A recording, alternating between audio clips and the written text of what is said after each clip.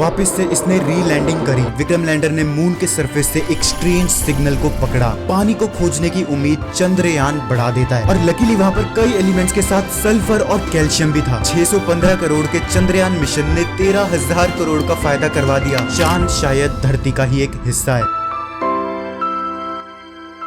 First mission successful रहा, हमने पानी खोज लिया। अब इसके तीसरे मिशन की लैंडिंग के बाद 2 हफ्ते भी हो चुके और अब ये रेस्ट मोड में है। तो एज अ साइंस लवर क्या कुछ खोज भी पाए हैं हम? और अगर हाँ तो एज अ साइंस लवर वो आपको पता होना चाहिए, तभी तो आपने इस वीडियो पर भी क्लिक किया है। और क्या ये मिशन सुबह होते ही वापस चल पड़ेगा? वेल ये डिपेंड करता है। तो चलो चंद्रयान की डिस्कवरीज पर थोड़ी सी लाइट मारी जाए, क्योंकि वैसे भी वहाँ पर अब सुनसान अंधेरा हो चुका है। हेलो जिज्ञासु पीपल्स, मेरा नाम है कृष्णा और अगर हम इसरो की वेबसाइट पर आए तो यहाँ पर चंद्रयान 3 के day to day result mentioned है, जो बाय द वे नासा जैसी स्पेस पावर के लिए भी वैल्यूएबल है। फिलहाल इस तारीख तक तो लैंडर और रोवर अपना मिशन कंप्लीट करके स्लीप मोड में जा चुके हैं। जो वापस उठेंगे या नहीं एंड तक पता लग जाएगा। बट चलो थोड़ा सा रिवाइंड करते हैं। 23 अगस्त शाम के 6:04 पर पहली अचीवमेंट होती है सक्सेसफुल लैंडिंग की, जिस वजह से भारत 13,000 करोड़ की कमाई करता है। वेल इस टॉपिक को थोड़ा आगे छेड़ते हैं, मगर इसी सेम डे को भारत के स्पेस डे का खिताब दे दिया गया है। जिसके बाद वहां पर थ्रस्टर से उड़ी धूल थमी और फिर करीब 4 घंटे बाद 10 बजे प्रज्ञान रोवर बाहर आया। क्या ही ऐतिहासिक वीडियो है। वेल इसके बाद थोड़े बहुत टेस्ट किए गए कि चीजें कैसे काम कर रही है, ज्यादा कुछ खास नहीं हुआ अनटिल 26 अगस्त, जब विक्रम लैंडर ने मून के सरफेस से एक स्ट्रेंज सिग्नल को पकड़ा। लैंडर के इल्सा यानी instrument for lunar seismic activity ने कुछ वाइब्रेशन पकड़े, जिसका ग्राफ ये रहा।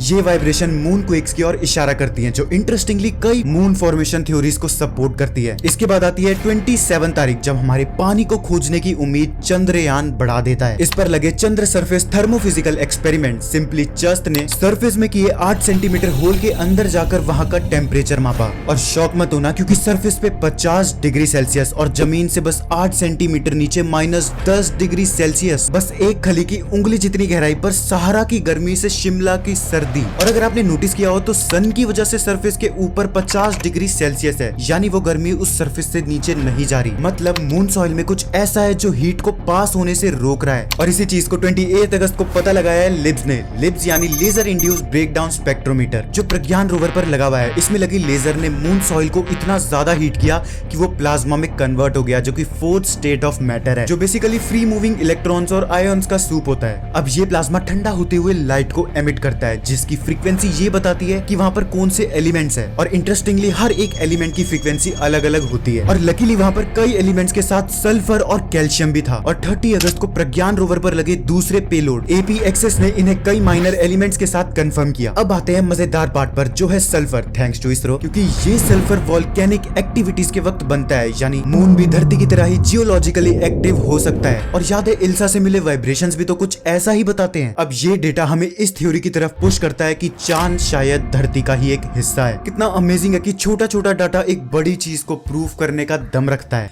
वेल इसके बाद 31 अगस्त को विक्रम पर लगे रामबा ने मून के आयोनोस्फीयर में मौजूद आयंस के कंसंट्रेशन को नापा। यहाँ पर इसरो का पूरा मिशन सक्सेसफुल हो चुका था, लेकिन गुड बाय कहने से पहले इसरो ने विक्रम लैंडर को एक आखिरी कमांड दी, जिसकी वजह से विक्रम लैंडर अपने थ्रस्टर्स का यूज करके 40 सेंटीमीटर ऊपर गया और फिर वापस से इसने री लैंडिंग करी, probably to check the capability of moon take off. और फिर उसी दिन 4 अगस्त को रात के करीब होने की वजह से इन दोनों चैम्प्स को स्लीप मोड में डाल दिया गया, जहां पर इनके साइंटिफिक इंस्ट्रूमेंट्स को ऑफ कर दिया गया। इसरो ने ट्विटर एक्स पर बताया कि ये दोनों अभी फुली चार्ज्ड है। फ्रेंड्स, अभी ये करंटली उस अंधेरी रात में -150 से -200 डिग्री सेल्सियस तक के टेम्परेचर को झेल रहे हैं, जो किसी भी मशीन के मटेरियल के मॉलिक्यूलर स्ट्रक्चर को चेंज करके उस मटेरियल को कॉन्ट्रैक्ट कर सकता है, जिससे ज्यादा चांसेस है कि वो मशीन दोबारा कभी भी काम ना करे। और चंद्रयान 3 अगर सरवाइव कर जाता है तो ये 22 सितंबर को वापस एक्टिव हो जाएगा। वेल इस 615 करोड़ के चंद्रयान मिशन ने 13,000 करोड़ का फायदा करवा दिया। इसकी सक्सेस के एक दिन में ही इंडियन स्पेस सेक्टर से जुड़ी हुई कंपनियों ने ये छलांगे मारी है, जिसमें गोदरेज एरोस्पेस, सेंट्रम इलेक्ट्रॉनिक्स और लिंडा इंडिया जैसी कंपनी शामिल है। और ये इस सेक्टर की बस शुरुआत है, बल्कि और कंट्रीज भी इसरो के साथ अपना जॉइंट मिशन करेगी। जैसे जापान कर रहा है अगला लूपेक्स मिशन, जिसे इंडिया का चंद्रयान 4 भी कहा जा रहा है। बाय द वे इस पे जल्दी वीडियो आने वाली है, तो सब्सक्राइब कर लो और स्पेस मिशन की इंपॉर्टेंस को दूसरों तक पहुंचाने के लिए इस वीडियो को दबा के शेयर करो, लाइक भी। मैं मिलता हूं आपको नेक्स्ट वीडियो में, तब तक के लिए stay safe and keep learning. जय हिंद।